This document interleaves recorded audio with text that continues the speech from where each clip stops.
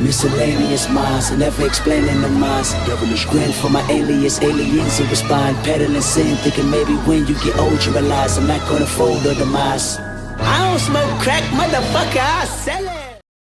What is going on, everybody? This is the Miscellaneous Minds Podcast. I'm your co-host, Boomer Gato, the cat that hands your alimony back. And to my left over here is the main man, the narrow, the man that makes the fat stacks. Together we form the dynamic duo that won't die. Deadly ideas, bread, and spicier content than your girls' only fans.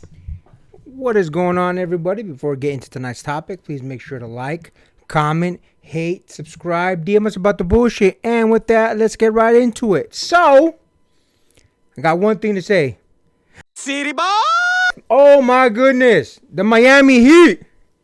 They came in clutch for Coach Spo. Listen, I'm sure a lot of y'all heard the Miami Heat decided to wait until after the coach was done with his divorce to re-sign him up on his contract worth $120 million. Boys, we up. We up today, boys. Listen, I'll be honest with you. It's rare that I see these organizations really take care of these people like this in this way, shape, or form. Don't get me wrong. I know that there's, we'll call them coaching, when a formerly broke individual becomes an NBA superstar, and they get kind of coach like, hey, stay away from the baddies, stay away from the spenders, blah, blah, blah. They kind of coach them on, hey, look, man, now that you're getting all this money, you're going to have all these fucking vultures come in, which is great. I think it's very smart that they do that. I know now that people don't listen, but hey, look, it's good that they at least have that resource. That way, hopefully, they don't get, taken advantage of by these people. This is one of these concepts where, I'll be honest with you, Miami Heat took it to the next level. And shout out to fucking them for it. Let me explain what I mean by that. Again, as a lot of you guys have known, I've talked about it quite frequently on the podcast. I have handled many divorces for people. I have handled divorces with children. Divorces were just, no children, so on and so forth. Separation, all that good stuff. And the amount of times that the asking of alimony, spousal support, exceeds what it should be is insane to me. Like, some people, and I will be honest with you, ask for an insane amount. I'll give you one example. We one time were representing this gentleman, and his soon-to-be ex-wife was asking for a minimum of $2,000 a month, and this is in her quotations. I shit you not, for life. $2,000 a month for life. Now, she was all for getting a divorce, but she felt she needed to get a little bit of some from the man. Here's the thing. The man was not a man of means. This gentleman was not someone who had an astronomical amount of money. He was just an everyday worker. He was handyman, and he did various odd jobs. So I don't know where the fuck she got this number that she can just ask him for $2,000 for life. It doesn't fucking work that way. But I'll be honest with you, it's not the only individual that I've seen ask for an astronomical amount of money. So again, back to what we were talking about. The fact that the Miami Heat did this for the fucking coach is amazing. Look, shout out to fucking them and that organization. If any of you down there in fucking Florida are looking to fucking sign up with somebody, sign up with them. I don't give a fuck if you're their janitorial services. They're clearly gonna look out for you. What do you think about that, my man? Listen, there's a reason why Miami Heat decided to do it for Coach Spo. If you guys didn't know, Coach Spo or Coach Spo has actually been, I think he started out as assistant manager for the Miami Heat since 1997. In 2008, he was promoted to be head coach. So the fact that he's been with them for this long, damn near, 30 years now? Long time. The fact that he's been with them for this long, this is an example of what a company should do to show loyalty, because you've shown them loyalty for this long. Again, I don't watch NBA like that, but I'm assuming since Coach Spo has been their head coach for damn near this long, he must be doing something right? The part that I want to get on is, so people were actually ragging on the ex-wife. I can't remember her name right now. She has actually been getting a lot of hate mail, a lot of DMs, basically telling her, hey, you fucked up, you fumbled the bag, blah, blah, blah, blah. And here's the thing I want to say right here and right now, which is where I kind of disagree with how people are taking this news. Here's the thing. And I actually kind of agree with her to some extent on this. So she actually was the one filing for, I believe it's a joint filing with Coach Spo, meaning that she wasn't exactly looking to get any sort of divorce settlement, no sort of alimony, anything beyond having to take care of your kids. She basically said, look, the only thing that we're splitting is the kids and nothing else. I'm not looking for his money. I'm not looking for anything extra. As long as he takes care of his responsibilities for the kid, that's all I'm looking for. And people are jumping on my throat about that and saying, look, in this case, women can't win forever. Like, she even went as far to say, like, women can't just fall in love with successful men. And look, I will say, she did the absolute right thing. She realized that the money wasn't hers and that she said, look, I don't have a say in it. It's not my money. I shouldn't be able to take it. Fair on her. I absolutely agree with her on that. She agreed it's not her money. She shouldn't be able to take it. The part that I kind of disagree with is her notion of, so women can't fall in love with successful men. And my thing is, nobody's saying it can't. But there's a bit of a moral dilemma in that. There was a Chris Rock joke that kind of illustrates this point.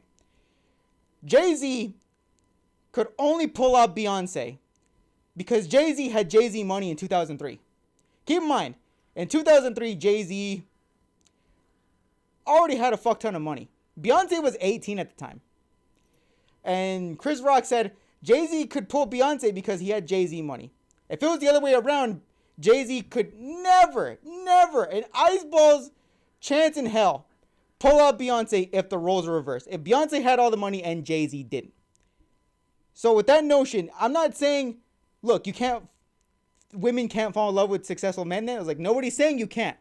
What we are saying, however, is that once you leave, those benefits are up. I can't cut off my gym membership and expect to still expected to have access to the pool, the jacuzzi, the weights, none of that. If I cut off my access to that, guess what? I don't have access to that place anymore. In the same way that as soon as you leave a place of employment, guess what? You can't go in the back. You can't receive any of the free lunches, anything like that. Nothing. Once you cut yourself off from those, all your benefits should be gone. Null and void. That is no longer yours anymore. I completely agree. And listen, I'll even tell a personal story. So there was this individual that I was dating after we broke up. She decided to go off, do her own thing, started dating someone else. I'm like, cool, whatever.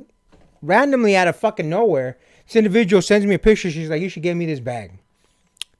And I'll be honest with you. My first thing is I even fucking made a video about it fucking back then and fucking posted it on Facebook. Like, my thing is, yo, you got a whole fucking man. Why the fuck are you talking to me about getting you a fucking bag? It's because here's the thing. A lot of times,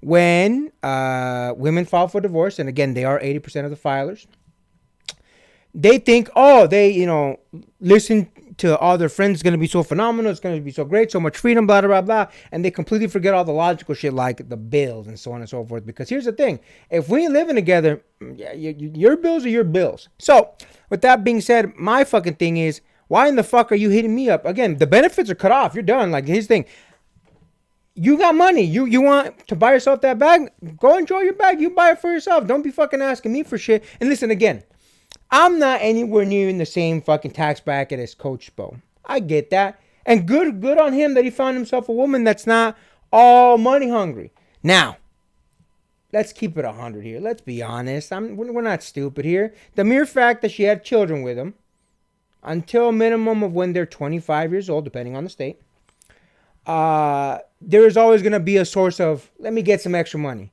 It's wild to me how some of these judges say, hey, you got 2 kids with her. She's asking for spousal maintenance, child support of the kids need $40,000 a month to relive. I'm like, listen, motherfucker. I know for a fact that kids are living off a lot less than fucking $40,000 a goddamn month. So it's wild. Listen, again, good on him that he found somebody that isn't after the additional amount, which again, it wouldn't fucking matter. He got the deal after they divorced. Don't get that chance. You don't get a second shot at the fucking well. You done. But would they have signed him back up before the divorce ended? She has it in the back of her mind. Look, we need to renegotiate our divorce here. Happens all the fucking goddamn time. So listen, the moral of the story here is shout out to the fucking Miami Heat organization as a whole for protecting this man. Again, he's been with them a long goddamn time, so clearly they value him. And they value him so much, they value him $120 million worth of protection. So shout out to fucking them. Anything else you want to add to that, my man? Yes, there was another part that I thought was hilarious because I remember doing just a little bit of live stream before we got onto camera. So there was a couple like articles that were talking about Coach Spo's ex-wife now, and saying, "Oh, look what Coach Spo is missing out. You know, so and so is actually in a brand new, like, what was it, spaghetti strap dress, and oh, look at her, she's so pretty." Meanwhile, Eric Spo is talking with the Miami Heat. Tell them to bring me my money. There is a reason. There is a reason that I've been hearing anecdotes of players on the NBA being told, "Hey, if you get with anyone that's doing cool, do whatever you gotta do. Flush the condom." Do the new Drake method. Put in some hot sauce in that bitch. Do whatever you gotta can. Make sure she doesn't get any of that money, my man. And that's all I got to say. Again, man, shout out to the fucking Miami Heat and everything they do. More organizations should take notice of what they did. Start protecting their people. Because listen, at the end of the day, you may love someone. Good for you. They may love you. Good for them. But you never fucking know what's going to happen. And again, I've dealt with many divorces, both for women and for men. And again, I can tell you that unfortunately, it all sometimes fades. No one goes into a marriage thinking I'm going to get divorced 8 years from now. But you know what? A lot of them fucking happen. And Coach Spo is one example. But shout out to the motherfucking Miami Heat for what they did. And with that, please make sure to like, comment, hate, subscribe, DM us about the bullshit. And Until next time, get rest and stay blessed. We'll see you on the next one.